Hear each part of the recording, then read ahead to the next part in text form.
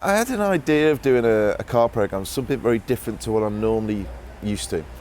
And it'd be nice to get out of the kitchen. My day job, I'm the judge on the Great British Bake Off.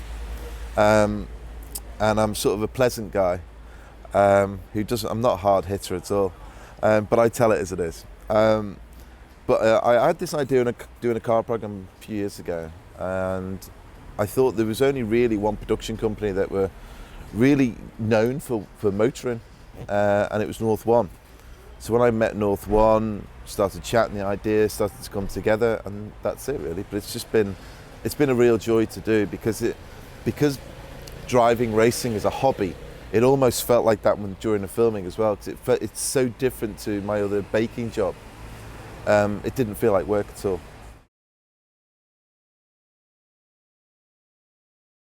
Passion for cars has always been there since I was a little boy. I used to play with all my little dinky and corgi cars when I was very small. I think my first one I remember sort of being particularly fond of was my James Bond DB5. And really from that moment on, I remember having posters in my room of all supercars. And then the racing started about 3-4 years ago.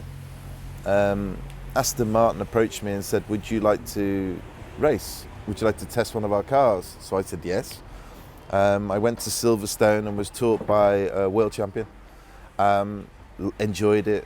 And then they said, "Oh, you should do some more." So I signed up to take my license, and then it started from there really.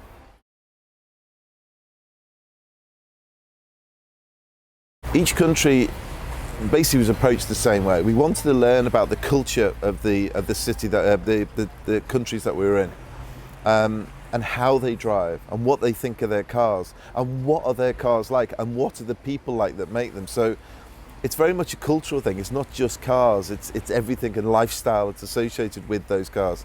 So Italy, Germany, and France. I think it boils down to the Germans are engineers. The French are very much a socialist still. They don't like flamboyance when it comes to cars. In the food, yes. In the cars, no. The Italians love flamboyance. So in the cars, you have these supercars, which they invented. And obviously, the Germans are sort of in between, really. They're not too flamboyant. But at the same time, they enjoy their cars and they admire cars. They enjoy the shape and the engineering side of it.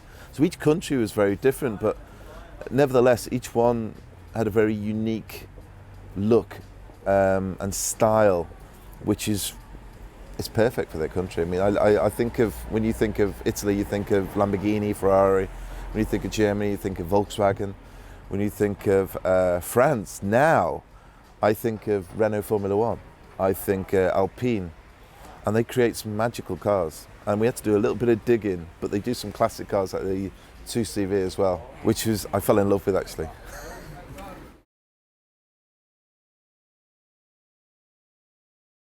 When I was in Italy, we tried the Ape, which is basically a Vespa bike with a trailer. So it's three wheels, which basically helped Italy set itself up in business after the war, and really got Italy moving, and it became very much a van used for everything, and it's still made in Italy. I found the Ape probably the worst car, but also the best car. I found it absolutely hilarious to drive. Well, at the moment we've done 3. We have been talking about where we'd like to go next, but I think we've just got to sit down and have a chat about things first. But yes, we have got ideas for where we'd like. America would be on the cards.